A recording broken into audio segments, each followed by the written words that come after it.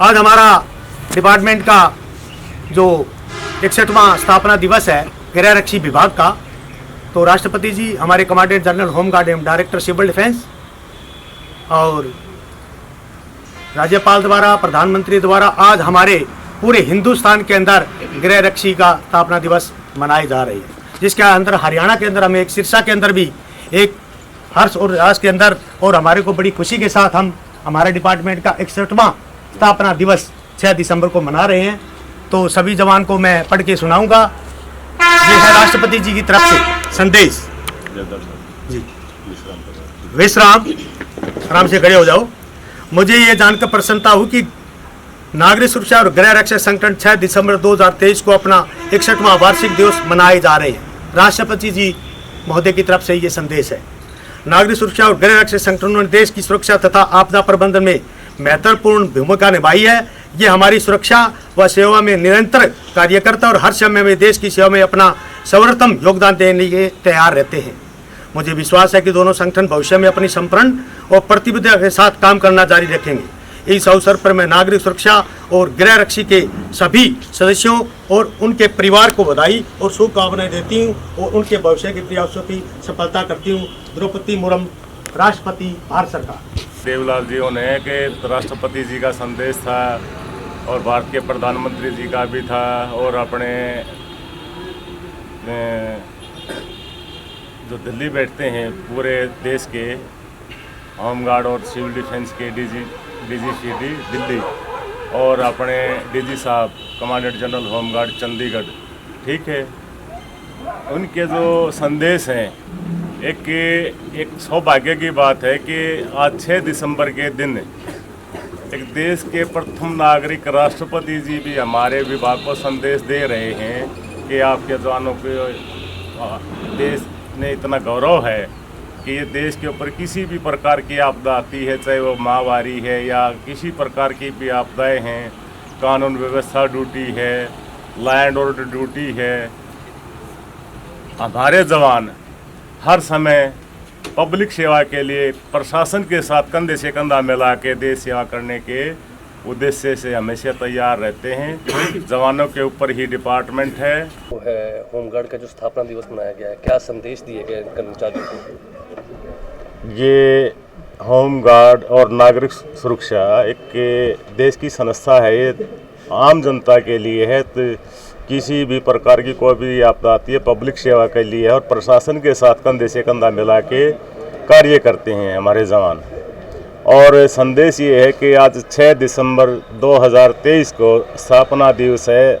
इस विभाग को बने हुए 61 साल हो चुके हैं आज के दिन और हमारे राष्ट्रपति जी का भी संदेश आया है दिल्ली से। होमगार्ड और सिविल डिफेंस के डीजीसीडी हैं, उनका भी संदेश है। प्रधानमंत्री जी का भी है। हमारे कमांडेंट जनरल होमगार्ड चंडीगढ़ से श्री देशराज साहब IPS का भी संदेश है, वो जवानों को पढ़ के सुना दिया गया है। और इन राष्ट्रपति जी ने और अधिकारियों ने बहुत बहुत मुबारकबाद दी है। हमने वो पढ़ के जवानों को सुना दिया और आपके चैनल के द्वारा हम अपने जवानों को आर्थिक शुभकामनाएं देते हैं। रही बात इस संस्था के जवानों की, हमारी जो नौकरी है इन जवानों के ऊपर है, इनका वेलफेयर देखना, किसी प्रकार की इनको कोई समस्या न आए, हमारी जिम्मेवारी है। जैसे महादेशक महोदय श्री देशराज साहब जो आदेश पारित करते हैं, जो भी आदेश पारित होता है वो हर जवान के संज्ञान में लिया जाता है, इनको बता दिया जाता है आपके लिए ये चीज़ कर दी गई है। क्या कहेंगे सर, हरियाणा पुलिस का पार्ट ही है होमगार्ड विभाग भी है, लेकिन चुनौतियां इनके सामने खूब आती हैं, ज़्यादा ड्यूटी इनकी होती है और जो सैलरी का सिस्टम रहता है सैलरी हरियाणा पुलिस के मुकाबले कम मिलती है। ये कि स्वयंसेवी संस्था है। ये स्वयंसेवी संस्था का मतलब है कि जवान अपनी मर्जी से आया है। पुलिस डिपार्टमेंट का जहाँ तक ताल्लुकात है वो कर्मचारी है।